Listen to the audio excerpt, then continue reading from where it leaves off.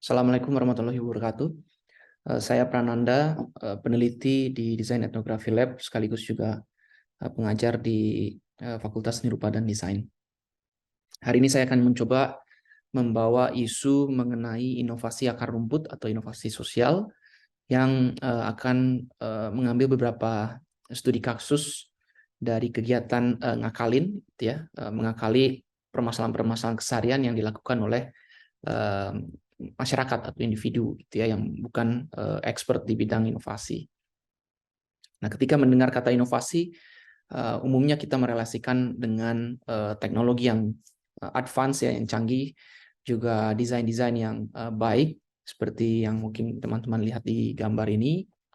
Tetapi juga sebetulnya ada banyak beberapa inovasi yang seharusnya kita coba lihat dan pahami sebagai sumber pengetahuan yang penting sebetulnya untuk memahami konteks sebuah masyarakat. Mengambil contoh, mungkin ini adalah motor bebek yang kita tahu bahwa penggunaan motor bebek umumnya akan seperti ini, tetapi seiring dengan perkembangannya ketika motor diperkenalkan ke masyarakat Indonesia, perubahannya cukup signifikan, ya, tergantung dengan kebutuhannya. Seperti contoh, adanya modifikasi terhadap motor dan penggunaan motor ketika mudik Idul Fitri. Ada banyak orang yang akhirnya menambahkan atap, menambahkan tongkat, gitu ya, untuk membantu perjalanan mudik. Di lain pihak, di lain tempat, motor pun juga banyak dimodifikasi, ya. Seperti contoh, ada lahirnya produk baru yang terbuat dari rotan. Itu umumnya digunakan untuk menambah kursi, ya, ketika anak kecil butuh diangkut, gitu ya, di motor, sehingga anak-anak itu didudukkan di depan dan merasa lebih aman. Nah, banyak sekali sebetulnya inovasi-inovasi seperti itu, tidak hanya dalam konteks motor yang tadi saya ceritakan, tetapi dalam konteks keseharian kita, begitu ya. Bagaimana kita sebagai individu maupun kita sebagai kelompok juga selalu mencoba mencari solusi-solusi kecil terhadap permasalahan-permasalahan yang selalu kita hadapi dalam kesehariannya. Nah, disinilah pentingnya kita memahami bagaimana konsep inovasi yang dilakukan oleh masyarakat dan relasinya terhadap keseharian, gitu, kehidupan sehari-hari. Tapi sebelum itu mungkin kita pahami dulu apa sih sebetulnya konsep everydayness atau keseharian ini. Nah, karena memang kehidupan sehari-hari itu dari tidur, makan, dan seterusnya itu cukup dianggap sebagai hal yang rutinitas, begitu. Tetapi sebetulnya yang namanya kehidupan sehari-hari ini tidaklah ritmik, gitu ya, tidaklah monoton, tetapi justru dia memiliki peristiwa-peristiwa yang cukup beragam, ya, atau mungkin kita sebut poliritmik. Dan di sini harus kita pahami secara mendalam apa sih makna everyday life ini atau makna keseharian ini. Nah, Henry Lefebvre bicara bahwa yang namanya everyday life itu seperti tanah, gitu ya, yang mana memberi dampak yang besar bagi tumbuhnya pohon yang besar, bunga yang mekarnya baik, gitu ya, seperti kreativitas manusia, lahirnya sains, teknologi, filosofi, dan seterusnya. Itu tidaklah lepas dari kehidupan sehari-hari, gitu ya, karena kehidupan sehari-hari inilah yang menjadi landasan atau fondasi yang paling basic, gitu ya, untuk peradaban masyarakat.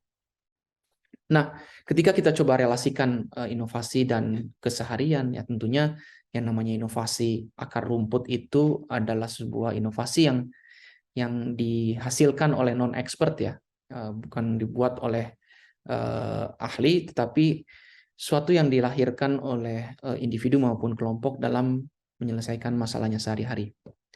Sehingga hal-hal inovasi keseharian ini merupakan wujud dari ekspresi kebutuhan sehari-hari masyarakat. Lalu juga pengetahuan-pengetahuan mengenai inovasi keseharian ini memang diproduksi berbasis kepada pengalaman, ya, dalam menghadapi masalah. Dan tentunya inovasi akar rumput ini bukanlah suatu hal yang dihasilkan oleh institusi resmi seperti institusi riset, pemerintah, dan seterusnya. Nah, ini bisa terjadi karena kuatnya fondasi, ya, yang tadi saya sebut mengenai kehidupan sehari-hari ini. Dan tentunya inovasi keseharian ini ditopang ya sebetulnya secara kokoh oleh infrastruktur sosial. Yang namanya infrastruktur itu tidaklah hanya berwujud fisik, tapi juga berwujud jaringan sosial dan seterusnya, yang mana sebetulnya menjadi juga landasan yang kuat bagi sekelompok masyarakat dalam melakukan kolaborasi dan menghadapi permasalahan ini. Nah, jadi karena memang inovasi keseharian ini sangat erat kaitannya dengan kehidupan sehari-hari yang mungkin cenderung kita lihat sebagai hal yang monoton, tentunya membutuhkan kita gitu ya untuk meningkatkan sensitivitas kita, meningkatkan kapasitas kita untuk melihat secara jeli, merasakan ya secara mendalam, dan tentunya mengaktifasi pendengaran kita sehingga kita bisa melihat secara holistik bagaimana inovasi keseharian ini tumbuh gitu ya di tengah masyarakat, dan melihat itu sebagai aset daripada sebuah pengetahuan yang dihasilkan oleh masyarakat. Nah, dalam meningkatkan sensitivitas kita ini, ya memang tentunya kita harus meningkatkan rasa empati kita, lalu juga membangun optimisme kita, lalu juga melakukan penghayatan ya dalam sebuah proses pembelajaran, dan tentunya melihat inovasi-inovasi dan permasalahan yang ada di keseharian masyarakat ini sebagai suatu keberagaman yang saling terkait gitu. Nah, ini coba saya tampilkan beberapa kegiatan ngakalin yang dilakukan oleh masyarakat dalam kesehariannya menghadapi permasalahan-permasalahan kecil gitu ya. Nah, ini contoh saya ambil dari gambar Unconditional Design, merupakan platform yang mengarsipkan kegiatan ngakalin begitu ya yang dilakukan oleh masyarakat dalam menghadapi permasalahan sehari-hari gitu ya. Seperti contoh ketika pandemi ada satu keluarga yang melakukan sholat Idul Fitri bersama, dan yang tadinya alat olahraga ini menjadi mimbar begitu ya. Lalu di sini mungkin sopir ojek misalkan ketika dia minum kopi mengubah spionnya menjadi tatakan gelas.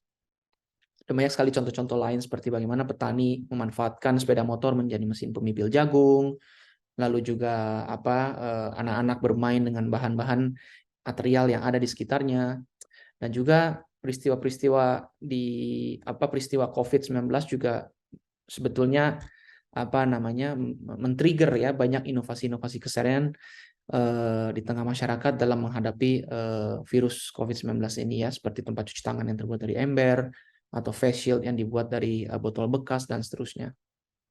Lalu juga ini yang saya temukan bagaimana untuk menghindari virus ya, orang tidak langsung menyentuh tombol lift, tapi akhirnya ada media ya seperti tusuk gigi yang digunakan untuk memencet tombol gitu ya. Nah, ini adalah sebuah inovasi-inovasi yang betul-betul bisa kita pelajari sehingga ini menjadi landasan kita untuk menghasilkan inovasi yang dapat bermanfaat bagi kehidupan sehari-hari kita maupun masyarakat sekitar kita. Oke, jadi paparan singkat mulai dari tadi pemahaman mengenai keseharian dan inovasi sosial sampai ke beberapa contoh tentang ngakalin. Sebetulnya saya ingin memberikan 3 kesimpulan ya secara landasan berpikir bahwa yang namanya ngakalin dalam hal ini merefleksikan inovasi keseharian merupakan wujud pemikiran masyarakat atau maupun individu dalam menghadapi permasalahan-permasalahan kecil dalam kesehariannya yang memang sebetulnya ditopang oleh nilai-nilai kolektif tadi, karena memang tidak hanya sebetulnya manfaatnya untuk individu, tapi justru bagaimana inovasi keseharian ini dapat juga berdampak secara kolektif.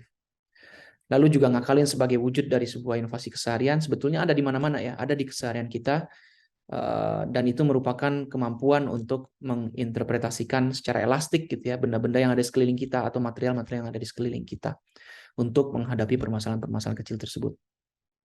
Lalu ngakalin gitu ya sebagai bentuk atau wujud inovasi keseharian merupakan kegiatan riset ya, yang berbasis aksi, dan harus kita pahami bahwa yang namanya riset itu tidak hanya dilakukan oleh expert ya yang bekerja di akademik atau institusi riset, tapi semua orang sebetulnya dalam kesehariannya melakukan research. Karena dalam proses inovasi ini sebetulnya kita semua melakukan pembelajaran secara terbuka, secara iteratif, dan disinilah akhirnya inovasi-inovasi itu lahir dan tumbuh secara baik di tengah masyarakat gitu ya. Ya, mungkin itu paparan singkat saya. Terima kasih. Assalamualaikum.